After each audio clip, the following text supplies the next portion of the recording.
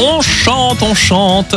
Et dans les jardins fleurissent les astères. Malulu, bonjour. Bonjour. Bonjour. Alors c'est vrai que les astères, c'est le dernier feu d'artifice de fin d'été. Ce sont comme des marguerites fleuries et jolies, enfin plein de couleurs différentes. J'adore ça en plus. Exactement. Alors la palette de couleurs, elle va vraiment du bleu clair, du bleu foncé, du mauve, du fuchsia, du rose, du rouge. Enfin, il y en a pour tout le monde. Et ça fleurit à partir de maintenant. Voilà, alors elles vont commencer à fleurir. Alors les astères d'automne, il y a les astères de printemps, les astères d'été, mais là on parle vraiment des astères d'automne. Alors on va maintenant, justement, c'est le moment de les planter, parce qu'on va pouvoir aller en jardinerie, on va vraiment choisir déjà la couleur que l'on veut, et on va choisir aussi la grandeur qu'il nous faut. D'accord, donc là il y a vraiment du choix. Alors qu'est-ce qu'il faut savoir avant de planter un astère ? Alors déjà, il faut savoir quelle hauteur il me faut, parce qu'ils vont quand même aller entre 20-25 cm jusqu'à 1m50, 1m80 pour les plus grands. De hauteur. Ah, parce que moi je connais les petits, tu vois. Ah non, non, il y en a vraiment des très grandes. Alors il faut savoir qu'il faut en planter à peu près 3 au mètre carré quand c'est des grands astères, et après on va faire 5, 4, 5, 6 quand c'est des plus petits. À savoir que ça va vraiment s'étoffer.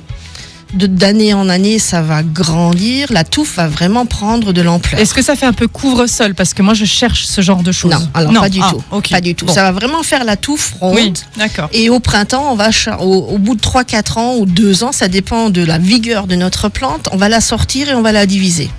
On en profitera en même temps pour en planter ailleurs, ou peut-être les offrir à un ami jardinier ou jardinière. Ce qui est très important, c'est qu'il faut savoir que l'astère aime le soleil, mais il aime bien avoir les pieds bien au frais. Soleil, mais pas trop, pas sécheresse. Alors, il n'aime pas la sécheresse. Oui. C'est pour ça qu'il faut pailler pour que le sol reste bien frais. Et il ne faut pas l'oublier, peut-être en été, de l'arroser de temps en temps pour que il ait un petit peu d'humidité. Après, l'ombre lui fait pas peur, c'est juste qu'il va pas grandir.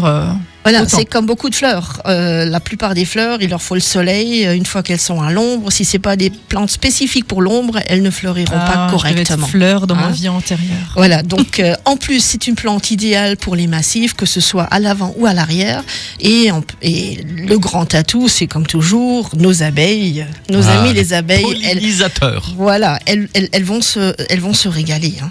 Donc ça, c'est quelque chose de très très beau. C'est très fin. Il y a vraiment des choses filigranes. Il y a des sortes qui sont plus fines que d'autres. D'autres ressemblent vraiment à des marguerites. D'autres ressemblent à des petites étoiles.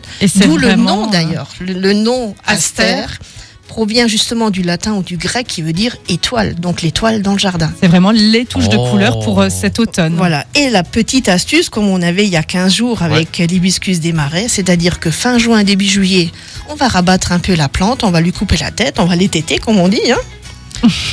Allez, on lui coupe la tête. On lui coupe la tête. Ça fait des fois mal au cœur, mais justement, ça va ramifier la plante, ça va la revigorer, ça va la rendre beaucoup plus forte, et vous aurez une explosion de fleurs au mois d'octobre, septembre, octobre. Et ben voilà, merci. Et puis j'aime bien, moi, la petite photo que tu as mise aussi, là, Nadia, elle est belle. C'est de beaux astères, là. Elle est très, très belle. Très, très belle. Un peu violet comme ça. C'est quoi ta couleur préférée à toi, des astères, Lulu ? Moi, je suis un bélier et moi, c'est le rouge. Ah, c'est le rouge. Et toi, Nadia ? Moi, je les connais en violet foncé et je les adore en violet foncé. Mais on peut marier plusieurs couleurs aussi. Bien sûr. Ce qui est bien, c'est qu'on peut marier plusieurs couleurs. L'astère est vraiment, on peut le mettre dans la rocaille, on peut le mettre dans les massifs, on peut aussi en profiter pour en automne les mettre dans les jardinières, justement, pour apporter une touche de couleur à l'automne. Merci beaucoup. On t'adore, Malulu. Tu reviens nous voir dans 15 jours ? Avec plaisir.